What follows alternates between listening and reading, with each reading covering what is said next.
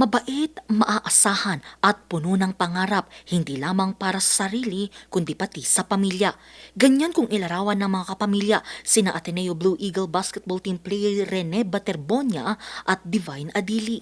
Ang mga pangarap ng dalawang atleta naglaho na parang bula matapos malunod at masawi sa isang team building hapon noong Lunes, June 8 sa Dipakulaw, Aurora. Bagamat lumabas sa resulta sa autopsy sa labi ni Rene na walang foul play, hindi raw ito matatanggap ng kanyang ina. Aksidente lang daw, and then humingi din sila ng sorry sa akin. Pero yun, sabi ko, hindi may babalik yung sorry sa anak ko. Hindi na mabubuhay yung anak ko sa sorry niyo. Labis rin ang paghihinagpis ng pamilya ni Divine Adili na anilay tanging pag-asa ng pamilya. Ayon sa ina ni Divine, siya lamang daw ang pag-asa ng pamilya bilang isang masipag at mapagmahal na panganay na anak. Dagdag pa ng kanyang ina, kailangan niya daw ng klarong paliwanag mula sa universidad at sa coach nitong si Tab Baldwin sa kung ano ang tunay na nangyari.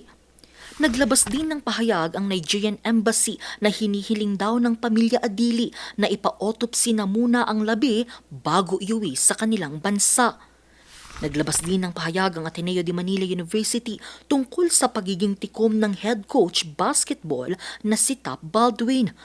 Nilinaw ng universidad na ito ay hindi desisyon ni Baldwin kundi hiling ng pamantasan na wag munang magbigay ng anumang pahayag ang coach sa publiko. Para na rin sa maayos na proseso ng investigasyon, sa ngayon ay nahaharap na sa Immigration Lookout Order mula sa Department of Justice. Nasa morgue pa sa Quezon City ang labi ni Adili habang kaninang madaling araw inuwi na sa Davao City ang labi ni Baterbonia.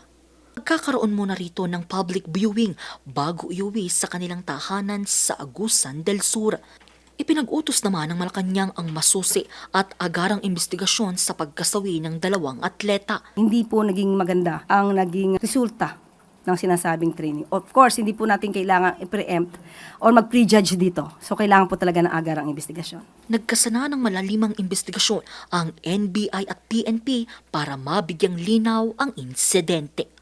Angel Arquero, RNG News.